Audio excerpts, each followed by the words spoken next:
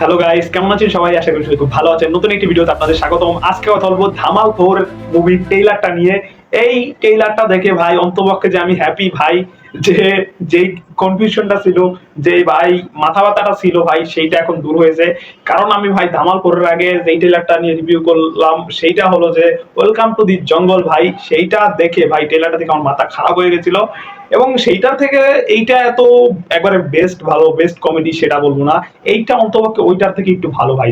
ধামাল 4 এর যে মুভি ট্রেইলারটা দেখানো হয়েছে, এই মুভির যে ফার্স্ট পার্ট ছিল ধামাল, যেটা আইকনিক মুভি বলতে গেলে ভাই, এখনো যখন আমার সামনে আসে মুভির ক্লিপ বিভিন্ন, আমি দেখতে থাকি। অন্যের কথা বলতে পারবো না, নিজে ভাই আমি ক্লিপ আসলে বিভিন্ন, তারপর বিভিন্ন ধরো এই মুভিটা আবার দেখা লাগলে দেখি ভাই। যখনই মন খারাপ থাকে এই মুভিটা দেখি, তখন যে ভাই নস্টালজিয়া একটা ফিল দিচ্ছিল, এখনো যেটা দিচ্ছে ভাই, ওয়াও ভাই, nice movie and best comedy movie Dhamaal. এবং ধামালের যে প্রত্যেকটা পার্টই বলো, ধামালের প্রত্যেকটা পার্ট কিন্তু একটা ব্লকবাস্টার মুভি। এবং ধামালের প্রত্যেকটা ক্যারেক্টার ভাই, আরশাদ ওয়ারসি বলো, অজয় দেবগান বলো, সব কটা ক্যারেক্টার ফানি ক্যারেক্টার প্লে করেছে যেভাবে, বেস্ট কমেডি বলতে গেলে ভাই। এবং সেটারই 4 পার্ট এসেছে, এবং এইটার কাহিনী ভাই সিম্পল।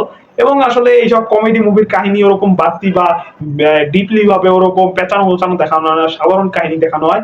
যে প্রথম পার্টে যে ধামাল দেখানো হয়েছে, যে টাকা, এক জায়গায় টাকা থাকে, ওই জায়গায় তোমার এই জায়গাটার পরে, তারপর সবাই যায় টাকাটা উদ্ধার করতে, সবাই টাকাটা পাওয়ার জন্য লোভে টাকাটা যায় আনতে, সেই কাহিনী। কিন্তু এই কাহিনী এই জায়গায় দেখানো হয়েছে তোমার, যে একটা গুপ্তধন থাকে, মানে যে গুপ্তধন বলতে যে বিভিন্ন স্বর্ণ, তারপর হিরে মতি সব থাকে, সেইগুলোর আর কি, যে এই জায়গায় প্ল্যান, মানে যে খবর পায়, তারপর তারা আনার জন্য আর কি যায়। এবং এই জায়গায় মনে হয় যে প্যারেটস এর কাহিনী কিছু দেখানো হবে তোমার। ওই রবি কিষান যে সে ক্যারেক্টারটা প্লে করেছে, সে ওই জায়গায় ডাকাত দলের ওরকম কিছু থাকবে হয়তো বা। তো ভাই কাহিনী যেটাই দেখানো হোক, আমার কথা হলো কাহিনী যেটাই দেখানো, কমেডি যেগুলো দেখানো হয়েছে এই মুভি ট্রেইলারে, কমেডি, সিচুয়েশনাল কমেডি কয়েকটা যেটা ভালো লেগেছে আমার কাছে, স্পেশালি আমার কাছে, যেটা মোটামুটি মুভিটির একটা পজিটিভ দিক বলতে গেলে।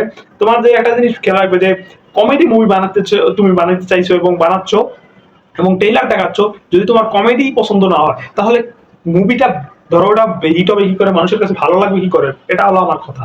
তো মুভি ট্রেইলারে পজিটিভ একটা ভাইব দিচ্ছে, তো সেই হিসাবে আমার মনে হয় যে এই মুভিটা হিট হতে পারে এবং মানুষের কাছে ভালো লাগতে পারে। এবং কিছু কিছু ক্যারেক্টার ভাই এখনো আমার যে ভাই মেমোরিতে আবার জায়গা দিয়ে উঠছে, মানে যে ধামালের যে ক্যারেক্টার গুলো আছে, আশা তোয়ারসি বলো, অজয় দেবগান বলো, সবগুলো ক্যারেক্টারটা ধরো আমার আবার নতুন করে মেমোরিতে আসছে, যে ভাই না, এই ক্যারেক্টার দিয়ে মজা পেয়েছে, সেই একই ক্যারেক্টার প্লে করেছে এই মুভিতে ধামাল করে, যেটা একটা গুড পজিটিভ দিক একটা মুভির দিক দিয়ে। তো মুভিটির ব্যাকগ্রাউন্ড মিউজিক অত ভালো না, মোটামুটি আর কি পারফেক্ট মুভির জন্য, কমেডি মুভির জন্য।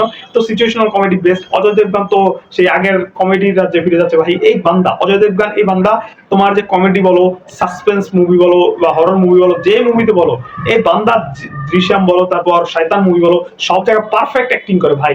তুমি শয়তান মুভিতে তোমার যে অ্যাক্টিং দেখছো, তোমার ধামাল করে এই অ্যাক্টিংটা দেখে কি মনে হয় ভাই, যে এই বান্দা তোমার যে শয়তান মুভি জীবনেও অ্যাক্টিং করতে পারে, মনে হবে যে তার বডি ডাবল অ্যাক্টিং করেছে ভাই। কারণ তোমার ভাই এই জায়গায় এরকম কমেডি ভাবে দেখানো হয়েছে যে সে কমেডির জন্য তৈরি হয়েছে। কিন্তু আবার যদি তাকে যদি হরর মুভিতে নিয়ে যাও, তাকে আবার দেখো এই মুভির জন্যই তাকে তৈরি করা হয়েছে ভাই। এরকম একটা বান্দা, যে দেখা যাক ভাই, অজয় দেবগানের প্রতি ভরসা আছে। কমেডিটা মোটামুটি ভালো লেগেছে, মুভি কেমন হয় সেটাই দেখার বিষয়। তো মোটামুটি ভালোই, ভালো আর কি মোটামুটি। তো আজকে এই পর্যন্ত, ভালো থাকবে।